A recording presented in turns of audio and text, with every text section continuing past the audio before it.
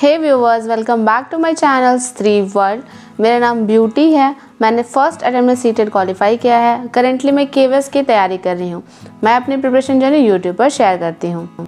आज मेरे दिन की शुरुआत हुई थी सुबह 5:30 बजे और सुबह उठने के बाद मैंने ब्रश कर लिया है और ब्रश करने के बाद मैं अपने लिए 1 गिलास गर्म पानी कर रही हूँ। अगर आपको भी सुबह उठने के बाद नींद आती है तो आप भी ये ट्रिक अपनाइए, ब्रश करने के बाद गर्म पानी पी लीजिए, उससे नींद हमारी भाग जाती है। गर्म पानी पीने के बाद अब मैं आपको रियल टाइम सर्च करके दिखाना चाहूँगी कि अभी एग्जैक्टली कितना टाइम हो रहा है। तो देखिए, सुबह के 5:51 हो रहे हैं और अब मैं अपना टाइमर ऑन कर रही हूँ।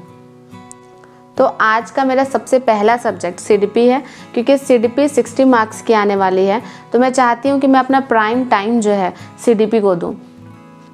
अगर आपने मेरी लास्ट वीडियो देखी होगी तो आपको पता होगा, मैंने सोचा था कि मैं सैटरडे और संडे को सीडीपी का यूनिट 2 जो है वो बहुत अच्छे से कंप्लीट कर लूँगी। लेकिन संडे को मैं अपनी दीदी के घर चली गई थी और पूरा दिन मैंने वहीं स्पेंड किया, तो इसलिए सीडीपी का जो यूनिट 2 है वो कंप्लीट मेरे से नहीं हो पाया। सुबह सुबह मैंने सीडीपी को रिवीजन किया है और उसके बाद दोबारा से यूनिट 2 को कंप्लीट करने में लग गई हूँ। आज मैं यूनिट 2 का topic number 3 planning and organisation of teaching learning ये कंप्लीट करने वाली हूँ। Planning and organisation of teaching learning में जो फर्स्ट टॉपिक है वो है concept of syllabus and curriculum. तो इस टॉपिक को मैंने गूगल से सर्च किया है और वहीं से मैं इसके नोट्स प्रिपेयर कर रही हूँ। किसी भी टॉपिक को सर्च करके लिखने में बहुत टाइम लगता है, क्योंकि आपको 2-3 जगह से सर्च करना होता है और उसमें से क्या ज़्यादा रिलेवेंट है, किसमें ज़्यादा इन्फॉर्मेशन दी हुई है, उसको हमें नोट डाउन करना होता है। तो इस प्रोसेस में बहुत ज़्यादा टाइम लग जाता है। 1 hour later. करिकुलम और सिलेबस के बीच में डिफरेंस क्या होता है, करिकुलम क्या है, सिलेबस क्या है, ये सारे टॉपिक्स को मैंने यूट्यूब से बहुत अच्छे से समझ लिया था और उसके बाद उसका नोट्स भी प्रिपेयर कर लिया है। और अब मैं टाइप्स ऑफ करिकुलम लिखने जा रही थी। इस तरह से मैंने 1.5 घंटे की पढ़ाई पूरी कर ली है और अब मैं लूँगी छोटा सा 5 से 10 मिनट का ब्रेक, क्योंकि मुझे चाय पीने का बहुत मन कर रहा था। तो अब मैं चाय पीने जा रही हूँ। A few moments later. चाय पीने के बाद मैं वापस लग गई हूँ अपनी पढ़ाई में और आज मैं कोशिश करूँगी कि सीडीपी के यूनिट 2 का टॉपिक नंबर 3 जो है वो मेरा कम से कम हाफ कंप्लीट हो जाए। कल मुझे अपनी दीदी के घर में रुकने का बहुत ज़्यादा मन था। मेरा मन था कि मैं वहीं रुक जाऊँ, लेकिन फिर मैंने सोचा कि अगर मुझे कोई जॉब करनी है, मुझे कोई जॉब लेना है, तो मुझे अपनी लाइफ में थोड़ा सा डिसिप्लिन दिखाना होगा। इसलिए मैं रात में ही वापस आ गई, क्योंकि मुझे आज सुबह से उठकर पढ़ाई करनी थी। मैंने अपने इमोशन को कंट्रोल किया और थोड़ा प्रैक्टिकल डिसीजन लिया। कल की वीडियो में भी मैंने आपको यही बताया था कि अगर हमें सक्सेस चाहिए तो हमें बहुत ज़्यादा इमोशनल भी नहीं होना और बहुत ज़्यादा प्रैक्टिकल भी नहीं होना है। तो बस मैंने भी कल वही किया। मैंने अपने इमोशंस को थोड़ा साइड में रखा और अब थोड़ा प्रैक्टिकल डिसीजन लिया और अपने घर वापस आ गई। और देखिए, यही जो छोटी छोटी डिसीजंस होती हैं यही हमारी फ्यूचर क्रिएट करती है, यही हमें सक्सेस दिलाती हैं।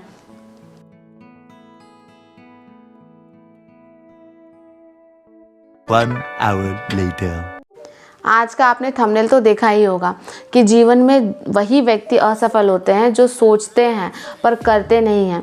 और मैं आपको बता रही हूँ कि ये बहुत सारे स्टूडेंट्स के साथ होता होगा।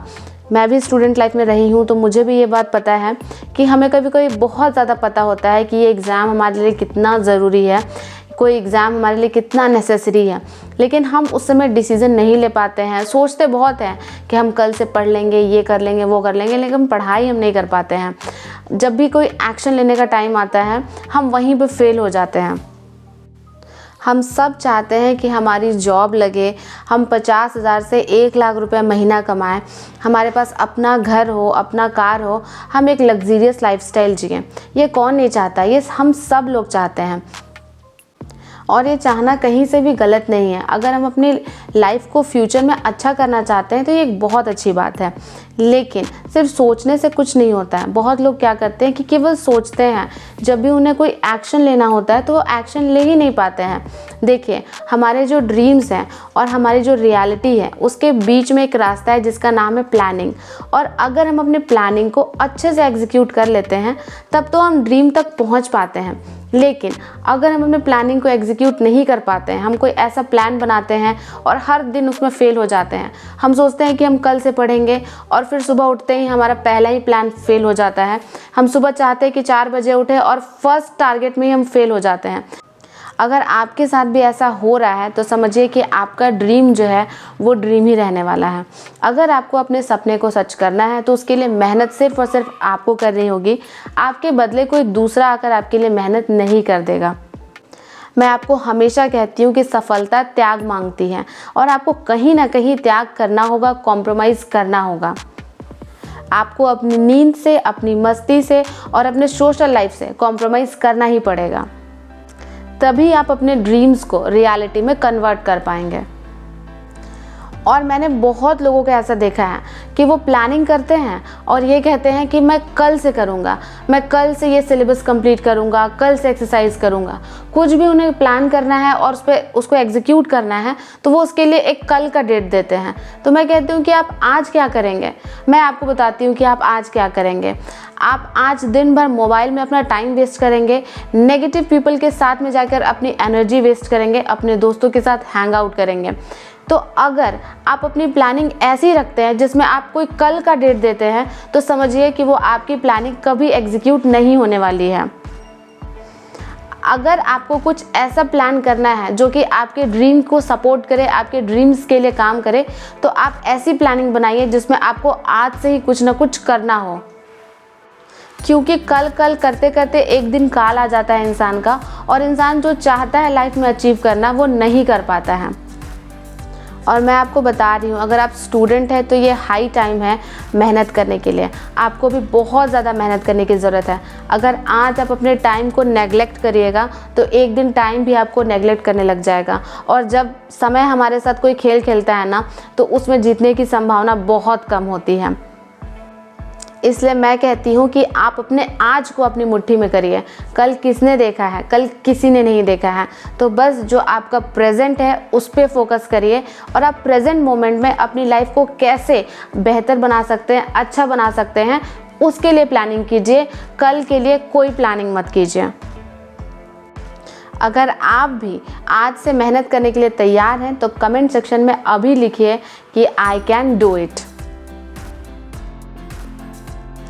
सारा काम ख़त्म करने के बाद 11:30 हो गए थे और अब मैं अपना नेक्स्ट स्टडी स्लॉट स्टार्ट करने जा रही हूँ। सबसे पहले मैं अपना टाइमर ऑन कर दे रही हूँ और अब मैं पढ़ने जा रही हूँ इंग्लिश में मैं नाउन पढ़ रही थी। नाउन के मेरे 2 वीडियो लेक्चर बचे हुए थे तो आज मैं उन्हीं को कंप्लीट करूँगी। इंग्लिश के लिए मैं रानी मैम को फॉलो करती हूँ, वो बहुत अच्छा इंग्लिश पढ़ाती हैं। अगर आपने कभी कोई गवर्नमेंट एग्ज़ाम की तैयारी की होगी तो आप भी उनको ज़रूर जानते होंगे। मैंने रानी मैम से पहले 60 ग्रामर रूल जो है पढ़ के कंप्लीट कर लिया था, लेकिन जब मैंने मॉक टेस्ट बनाए तो मैंने देखा कि बहुत डेप्थ से क्वेश्चन पूछे गए हैं, तो इसलिए मैं इंग्लिश के हर टॉपिक को अब थोड़ा डेप्थ में पढ़ ले रही हूँ एक बार।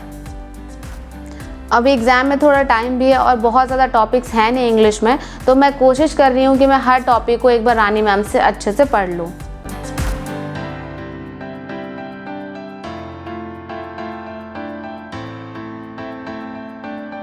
Two hours later.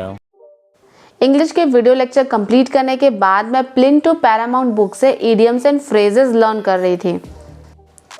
इस बुक में इडियम एंड फ्रेजेस 2 पार्ट में दिए गए हैं। पार्ट 1 में 356 इडियम एंड फ्रेजेस हैं। मैंने सभी को लर्न कर लिया है और अब मैं 1 वीक तक इनको लगातार रिवीजन करूँगी ताकि ये मुझे बहुत अच्छे से मगअप हो जाए, क्योंकि मुझे पता है कि अगर मैं इनको छोड़ दूंगी पढ़ना तो मैं इसे आसानी से भूल जाऊंगी। तो इसलिए यहाँ पर ज़रूरी हो जाता है कि लर्न करने के बाद इनको एक बहुत अच्छा रिवीजन दिया जाए, इनको बहुत अच्छे से रिवाइज़ किया जाए।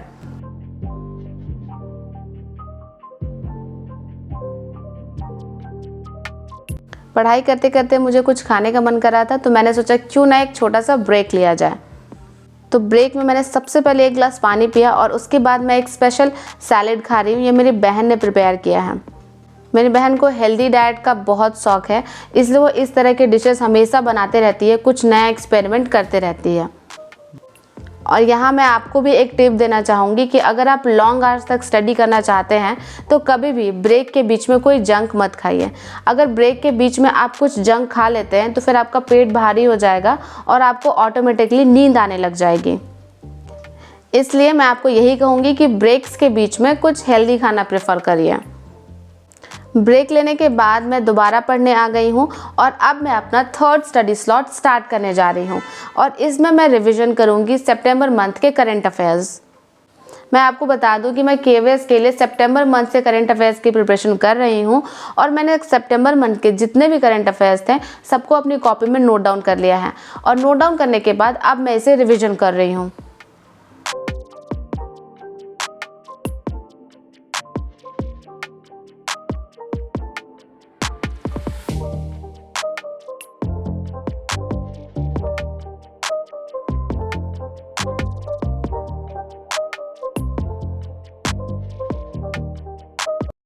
सितंबर मंथ के करंट अफेयर्स मैंने परचम क्लासेस से नोट डाउन किए हैं और मैं आपको बता दूं कि सितंबर मंथ का करंट अफेयर्स को मैं 2 से 3 दिन अच्छे से रिवीजन करूंगी और उसके बाद मैं अक्टूबर मंथ के करंट अफेयर्स लिखना शुरू करूंगी।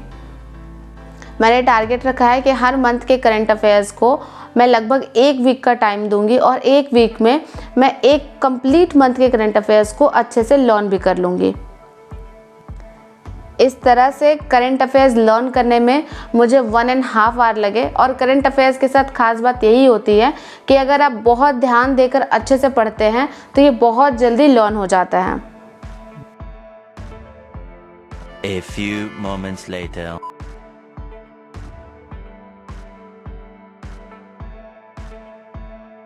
अब मैं अपना नेक्स्ट स्टडी स्लॉट स्टार्ट करने जा रही हूँ और इस स्लॉट में मैं ईवीएस पढ़ने वाली हूँ। ईवीएस में आज मैं टॉपिक प्लांट्स पढ़ने वाली हूँ और प्लांट्स से रिलेटेड क्लास 6, 7 और 8 में जितने भी चैप्टर्स हैं उन सभी चैप्टर्स को मैं रीड करूँगी। प्लांट टॉपिक कंप्लीट करने के लिए मैं क्लास 6 से चैप्टर नंबर 7 और क्लास 7 से चैप्टर नंबर 1 और 12 और क्लास 8 से चैप्टर नंबर 7 पढ़ रही हूँ। मुझे क्लास 9 से भी चैप्टर नंबर 7 पढ़ना था पर उतना टाइम था नहीं मेरे पास, तो इसलिए मैंने उसे स्किप कर दिया है। मैं उसे कभी और पढ़ लूँगी।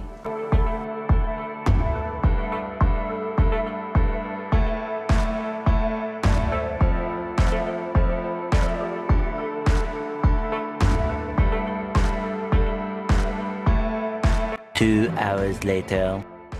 आज मैंने क्लास 6 से 8 तक में प्लांट टॉपिक से रिलेटेड जितने भी चैप्टर्स हैं उन सभी चैप्टर्स को अच्छे से पढ़ लिया है।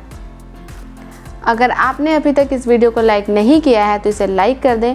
मेरे चैनल पर नए हैं तो मेरे चैनल को सब्सक्राइब कर दें और हाँ, मुझे इंस्टाग्राम पर फॉलो करना ना भूलें।